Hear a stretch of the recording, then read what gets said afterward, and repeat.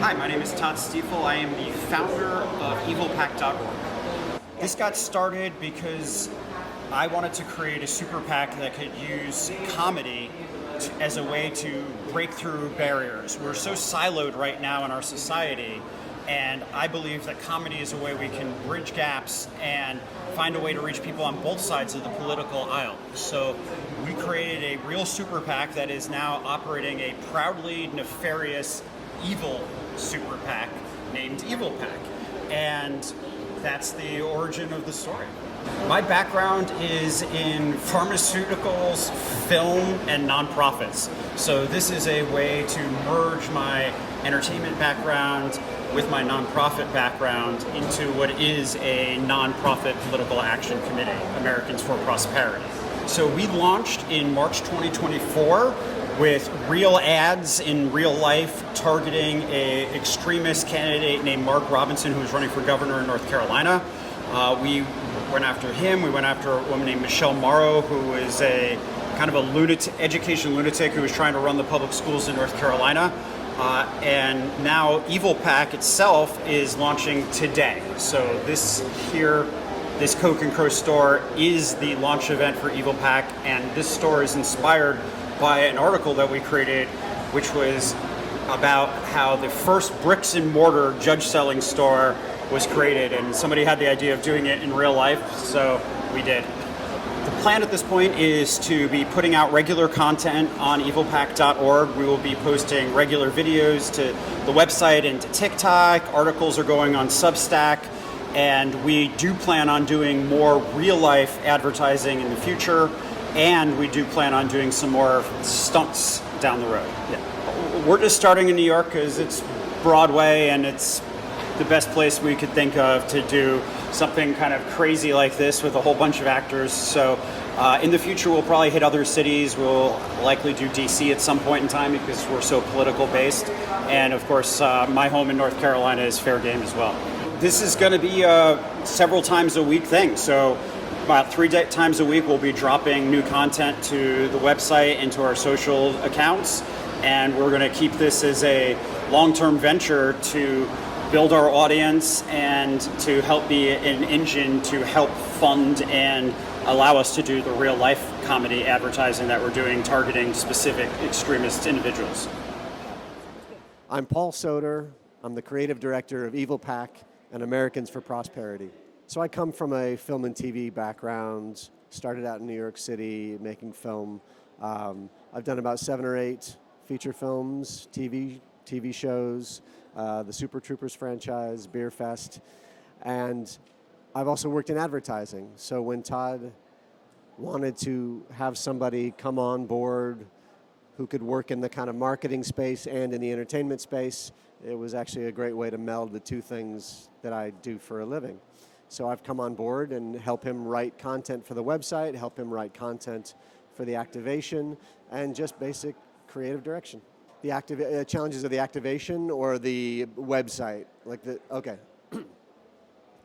So we had this idea. We had an article on the website that we really liked about Harlan Crow and Charles Koch opening a brick and mortar store where billionaires could go and buy judges. We liked that idea as an article, but we thought it would be a great way to launch the website by taking that article and bringing it to life by having an actual boutique retail space where we could take the comedy out of the piece and turn it into like an immersive piece of performance art.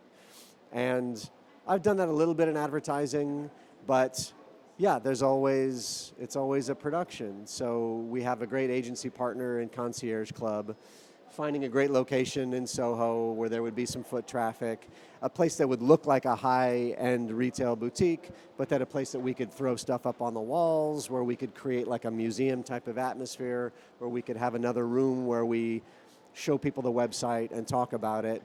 And the challenges were just getting it up and running, but we got actors, we got artists, everybody did a great job, and so I think we've got something pretty cool going on. I think New Yorkers are uniquely aware of the role that money plays in politics, so this made sense as a place to launch the site. We're planning on doing events in DC where similarly we'll be able to do a stunt that's about judges and money, and I think it will resonate with an audience.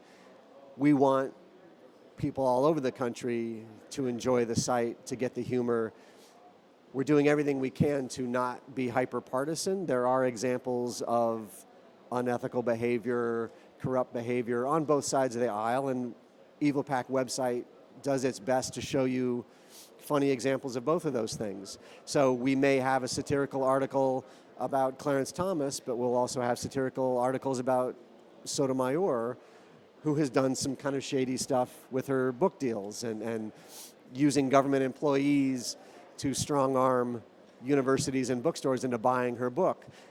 It could be insider trading in Congress. It's a sad fact that everybody's doing it. I think in terms of the headlines, they're a little more on one side than the other, but I think there's enough blame to go around that we can pull this off and have people, even in red states, say, oh, really, this isn't about Democrat versus Republicans. This is about elites and billionaires doing things that screw over the rest of us. We're lucky in that Todd was able to fund the enterprise, get us going for the first year. The hope is people will subscribe to the website, people will buy merchandise, people will become premium members. There are ways that people can donate. So Todd is willing to get this up and running, but the hope is more people will enjoy the site and it can start sustaining itself over the next few years. So the website is evilpack.org, and it is the comedic evil version of a political action committee. So on evilpack.org, you'll find articles that are like The Onion, comedic, exaggerated, news pieces, opinion pieces, and overall just sort of satirical political writing. As we launch evilpack.org, since I'm a comedy writer, I have built up most of the material, but we want there to be 2, 3, 4 new articles every week. We know that the key to a robust website is a lot of content. So we have started bringing in other writers. The hope is that, yeah, soon we will have a writing team. Soon we'll be in a position to have outside contributors write. Anybody who has a funny take on money and politics will hopefully be able to contribute. Shortly, stick around, get your pocketbooks out, because we're going to sell some judges today. All right, thanks for coming. Thank you so much for coming out today. Welcome to Koch Crow. We are going to be doing a live auction of some of the best judges in the game. Let's get started right now with our first judge. He's a U.S. District Judge from Texas. It's Rodney Gilstrap, ladies and gentlemen. Rodney Gilstrap. Evil. Am I right? Howdy, Rodney. Gilstrap epitomizes everything that a buyer looks for in an unethical judge. Judge Gilstrap has ruled on a whopping 138 cases in which he or his wife had a financial stake. Fool me once, shame on you. Fool me 138 times, shame on the entire legal system, man. Am I right? But we're going to make it work. Anyone out there have a particularly vexing patent infringement case that's costing you money? Gilstrap is your guy. In the Eastern District of Texas, plaintiffs in patent infringement cases often deliberately file in Gilstrap's court because of his history of rulings. That's right, he leans a certain way. I'm sure there are no backroom shenanigans or envelopes being handed over in dark parking garages here. It's just a coincidence. Ladies and gentlemen, one more time, Rodney Gilstrap, representing Texas. Thank you so much.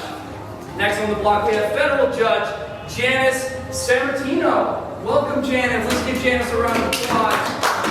Who says unscrupulous women can't get paid as much as their unscrupulous male counterparts? That's right, she's breaking glass ceilings. The Wall Street Journal found that our next judge for sale, U.S. District Judge Janice Sammartino of the Southern District of California, had the second highest number of recusal violations of any judge in the country. That's right, this is elite talent, ladies and gentlemen, with 54 instances of ruling on cases that would benefit her. Judge Janice has demonstrated again and again that she's more than willing to use her position to further her own interests. That's right, and those interests can be yours as well. In fact, Sammartino issued a ruling against Starkist Tuna when she and her husband owned stock in the plaintiff companies. Can you imagine that? That's ridiculous, but she did that. She just did it. Nothing fishy there, right, Janice? Okay, let's give her another round of applause for Janice from California. Next up, we have the Chief Justice of the North Carolina Supreme Court, Paul Newby, ladies and gentlemen. Paul Newby.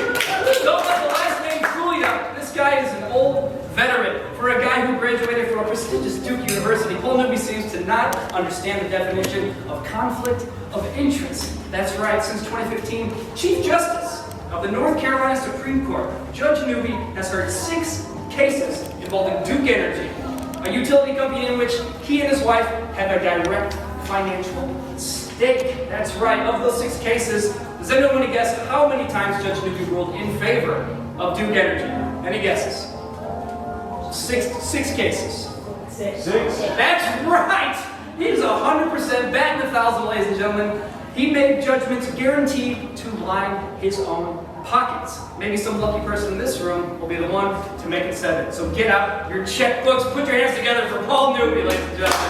North Carolina Supreme Court, also from North Carolina, we have Associate Justice Phil Berger Jr. That's right, Phil Berger Jr., aka Slider. Courtroom corruption comes in many forms and is often not just a matter of greasing a justice's palm. Our next preferentially inclined justice is another member of the North Carolina Supreme Court. Judge Phil Berger Jr., and the Jr. is doing a lot of the heavy lifting here, has time and time again shown loyalty and honor to his father on the multiple occasions that Phil Berger Sr. has been fortunate enough to come before his son's bench. That's right, we're talking real life daddy issues here, folks. When his father, the head of the North Carolina Senate, was a defendant in a voter ID case, Phil Jr. refused to recuse himself. He said, "No, I'm dealing with that." And believe it or not, ruled in favor of his father. And he did the same thing when he had a chance to resolve the gerrymandering case in his old man's favor. That's right, this guy is loyal to male authority. So even though Berger Jr., aka Slider, may not be for sale, he is up for adoption. That's right. And for the right price, you can take home this sweet, sweet urchin and have him do your bidding for you. Let's put our hands together one more time for Phil Berger Jr. Let's get our next female justice up here, the Associate Justice of the California Supreme Court, Carol Corrigan, ladies and gentlemen. Give your hands a round of applause for Carol.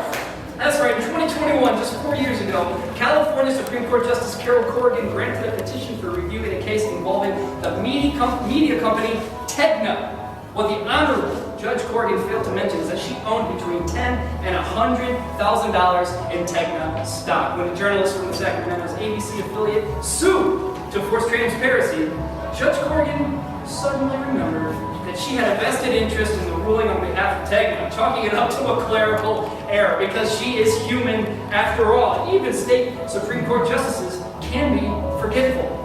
And nothing brings on a fit of amnesia like a pumped up stock portfolio. Am I right? Let's get those numbers up. I don't have to tell you folks, you get it. You probably have more shady business deals than you can keep track of. One more time for Supreme Court Justice Carol Corrigan, ladies and gentlemen. Put your hands together. All right, and last but not least, the blue chip judge here at today's auction, the one, the only, former judge of the Pennsylvania Court of Common Pleas, Michael Conahan, ladies and gentlemen. Michael Conahan, he is a dirty birdie. Our last but certainly not least corrupt judge on the auction block is Michael Conahan, former judge in Pennsylvania's Court of Common Pleas. How do we know Judge Conahan can be bought and paid for? Well, he's the central player in the notorious Kids for Cash scandal. That's right, Kids for Cash. I'm going to say it one more time, Kids for Cash. That's transactional. No, it wasn't human trafficking, but it was still pretty scummy. Conahan helped orchestrate a scheme where children would be sent to for-profit detention centers, for-profit prisons, in exchange for $1 million kickbacks. He was convicted, but he had his sentence conveniently commuted by President Biden. I'm sure that was all on the up and up. It's good to know people in high places. Like the song goes, Judge Conahan believes that children are our future. And by future, you mean a way to enrich your future investment plan. Let's put our hands together one more time for Michael Conahan. So we're going to get the bidding started on Judge Conahan here. I'm going to start the bidding for Conahan at $20 million. Going for $20 million. We got $20 million to the man with glasses. $20 million. Do I have 25 to the woman with the camera? That's a great bid. We got 25. Can we go more than 25? 25 for 35. $35 million for Judge Conahan. I have 35. 45. $65 million for Judge Conahan, to the man in the back holding the briefcase. Ladies and gentlemen, we got $65 million on the table right now. $75 million. We got 75 going here. 78. We got $78 million for Judge Conahan. 78. $100 million. $100 million for Judge Conahan.